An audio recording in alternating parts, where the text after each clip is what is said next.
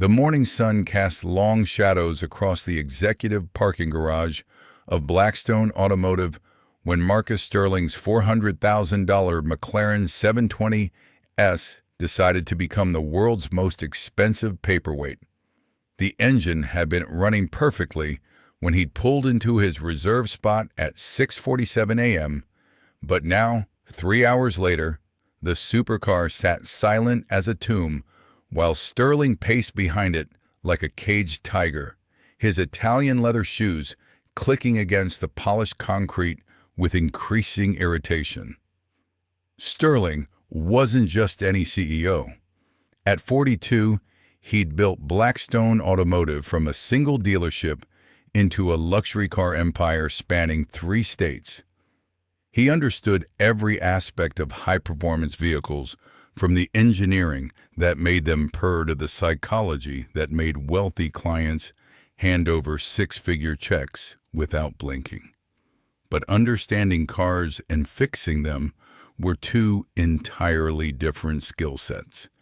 And right now, his mechanical knowledge felt about as useful as a chocolate teapot.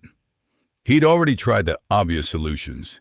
Turn it off and on again, check the obvious connections, even pop the hood and stare at the engine, like somehow his MBA from Wharton would suddenly grant him mystical mechanical powers. Nothing worked. His phone buzzed with another urgent message from his assistant.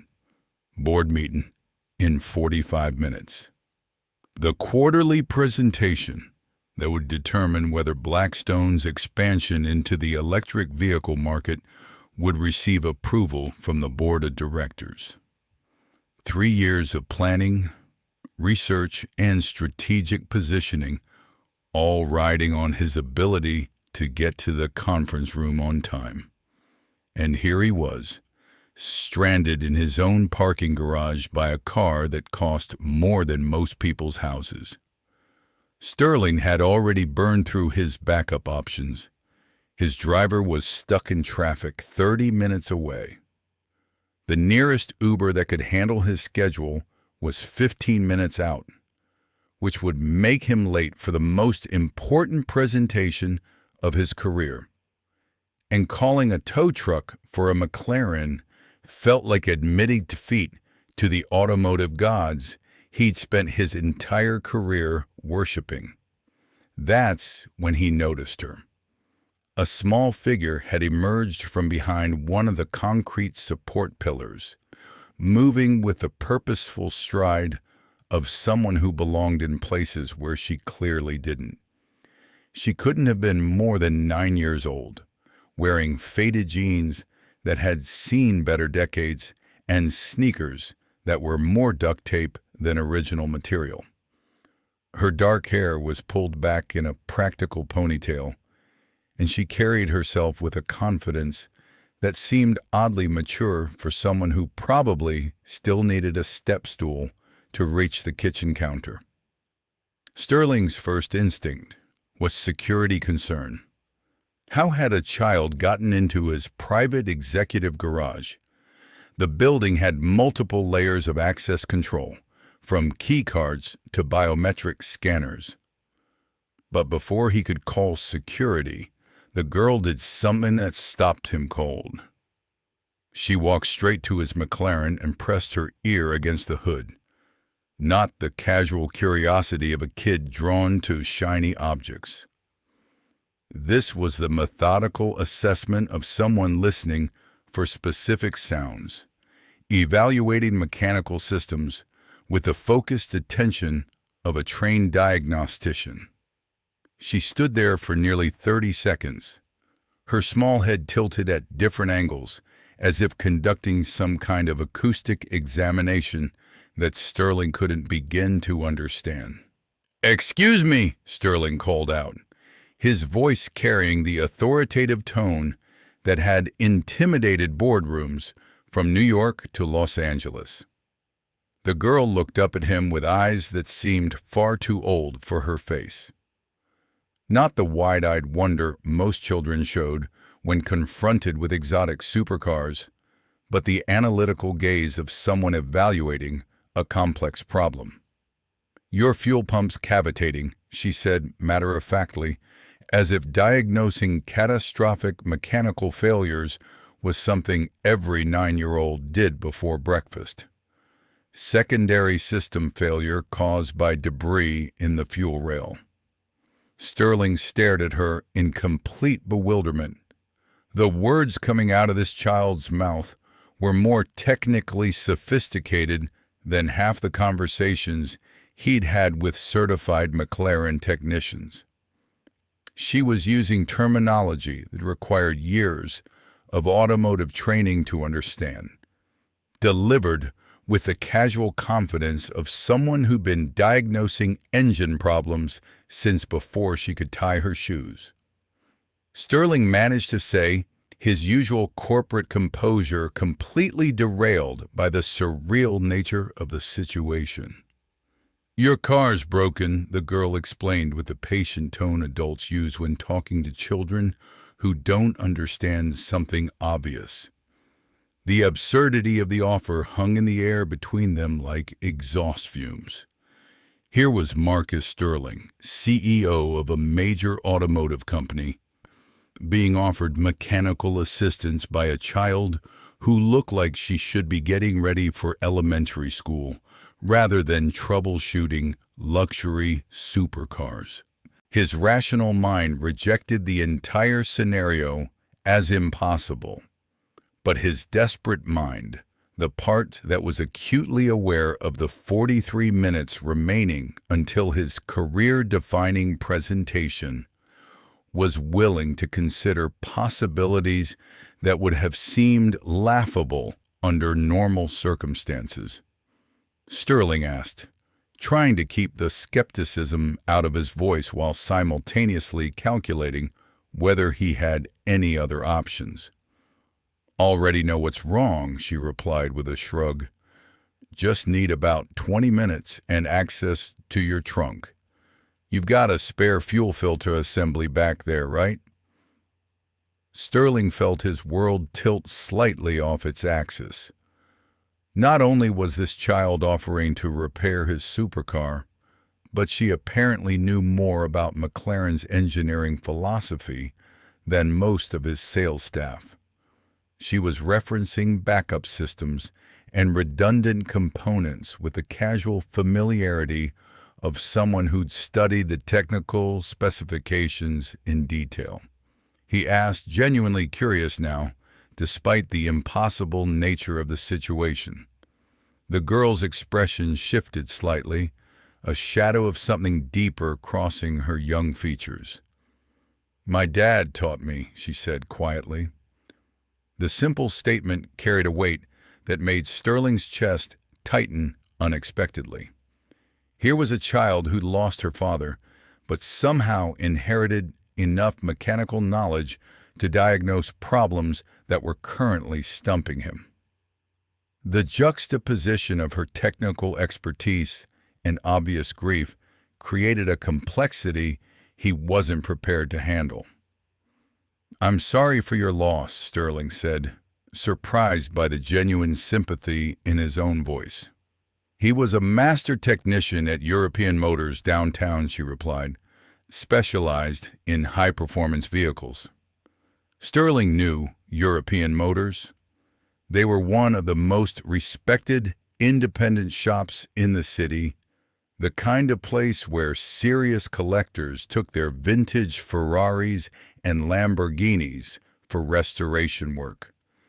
If this child's father had been a master technician there, she would have grown up around some of the most sophisticated automotive engineering in the world. But that still didn't explain how a 9-year-old could have absorbed enough knowledge to diagnose his McLaren's problems by sound alone. Sterling asked. "Emma," she replied. "Emma Rodriguez. And you're Marcus Sterling." The fact that she recognized him shouldn't have been surprising. Sterling's face had been on the cover of numerous industry publications, and European Motors would definitely have carried those magazines. But hearing his name spoken by this remarkable child somehow made the entire situation feel more real. "Emma," Sterling said carefully, "I need to be completely honest with you. That car is worth more than most people make in 5 years."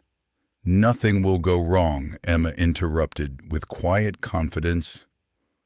"I've been working on cars since I was 6. Dad always said the most important thing about fixing engines is understanding what they're trying to tell you." Sterling checked his watch again. 38 minutes until his presentation. Even if he left right now, he'd be cutting it dangerously close. But if this child could actually fix his car, it would solve his immediate problem while also providing him with the most interesting story he'd ever told at a board meeting, he heard himself saying. Emma's face lit up with the first genuine smile he'd seen from her. "Just pop the trunk and give me some space to work. Oh, and maybe call whoever's expecting you to let them know you might be a few minutes late." As Sterling retrieved his phone to make the most unusual excuse call of his career, he couldn't help but wonder what his board of directors would think when he explained that his punctuality depended on the mechanical expertise of a 9-year-old girl who'd learned automotive diagnostics from her deceased father. The morning was definitely not going according to plan, but for the first time since his engine had failed, Sterling felt a strange sense of optimism. Sometimes the most unexpected solutions came from the most unlikely sources.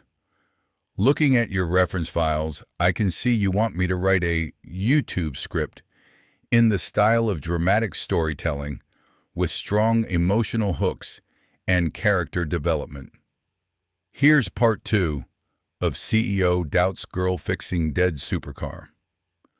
The silence stretched between them like a taut wire, Emma's small fingers still resting on the Lamborghini's engine bay, while Vincent Sterling processed what she'd just said. The morning sun cast long shadows across the private hangar, and somewhere in the distance, a jet engine whined to life. "Your father," Vincent said slowly, his voice barely above a whisper. Emma's hand moved instinctively to the chain around her neck, where 2 military dog tags caught the light. "Captain James Rodriguez, United States Air Force." The words hit Vincent like a physical blow. He stepped closer, studying the tags with growing recognition. The metal was worn smooth in places, the kind of wear that came from years of handling, years of remembering. "Afghanistan," Vincent whispered, the pieces falling into place. Emma's eyes widened. Vincent's throat tightened as the memories he'd spent 4 years trying to bury came flooding back. The burning aircraft, the twisted metal, the voice in the darkness saying, "Stay with me, sir." "He saved my life," Vincent managed, his voice cracking. "I was a civilian contractor." He couldn't finish the sentence. Emma's grip on the dog tags tightened. "He stayed with me for 14 hours in enemy territory," Vincent continued, the words spilling out now. "Kept me conscious. Kept me alive." The hangar fell silent except for the distant hum of machinery. Marcus Webb approached cautiously, his earlier skepticism replaced by something deeper, more complex. "The explosion that killed him," Emma said quietly. "It happened during the second rescue attempt, didn't it?" Vincent nodded, unable to speak. Captain James Rodriguez had died doing what he'd always done, putting others first, no matter the cost. "That's why I fix things," Emma said simply. "Daddy always said that when something's broken, you don't just throw it away." She turned back to the Lamborghini, her small hands moving with practiced confidence among the complex machinery. The fuel injection system has a cascade failure in the pressure regulation manifold. It's not the pump like Mr. Harrison thought. Vincent watched in amazement as Emma began explaining the repair process, her technical knowledge far beyond what any 10-year-old should possess. But this wasn't just any 10-year-old.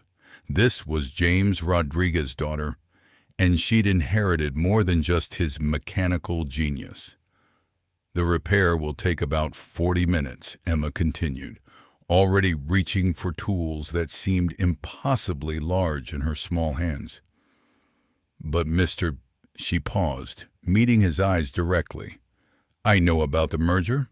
Vincent's blood ran cold.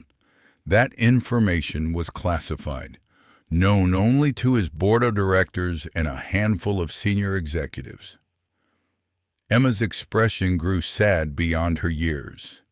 The revelation hit Vincent like a sledgehammer. 4 years of carefully buried suspicions, of questions that had never been answered, of a military investigation that had been closed too quickly and too quietly.